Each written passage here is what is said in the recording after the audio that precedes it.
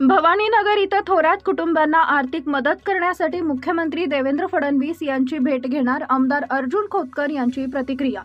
आज दिनांक 15 मार्च रोजी दुपारी 5 वाजता मिळालेल्या माहितीनुसार जालना शहरातील मोकाट कुत्री वाढली असून मधल्या काळामध्ये एका महिलेवरती कुत्र्यानं हल्ला केला असून महिला जखमी झालेली आहे। भवानीनगर इथं एका 7 वर्षीय युवकाला कुत्रे चावल्यानं त्याला 3,50,000 रुपये उपचारासाठी लागलेत। थोरात कुटुंबानं उपचारासाठी स्वतःचं घर गहाण ठेवलंय।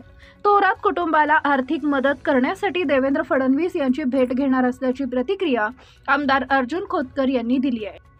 हो, मला सांगा, भवानीनगर मध्ये एका 7 वर्षीय मुलाला कुत्र चावलेले, आतापर्यंत 3.5 लाख रुपये त्याला लागलेले, स्वतःच घर आई वडिलांनी गहाण ठेवलेले आणि त्यासाठी उपचार चालू आहे। आणि या संदर्भात तुम्ही आयुक्त खांडेकरांना काही बदली करणार का, काय करणार तुम्ही? नाही बघा, कुत्रे चावल्याच्या घटना फक्त काय जालन्यामध्येच झाल्या अशातला भाग नाही। राज्यभरामध्ये बघितलं, मधल्या काळामध्ये एका महिलेला जिवंत मारलंय कुत्र्याने। अनेक ठिकाणी अशा प्रकारचे कुत्रे हल्ला करू लागलेत।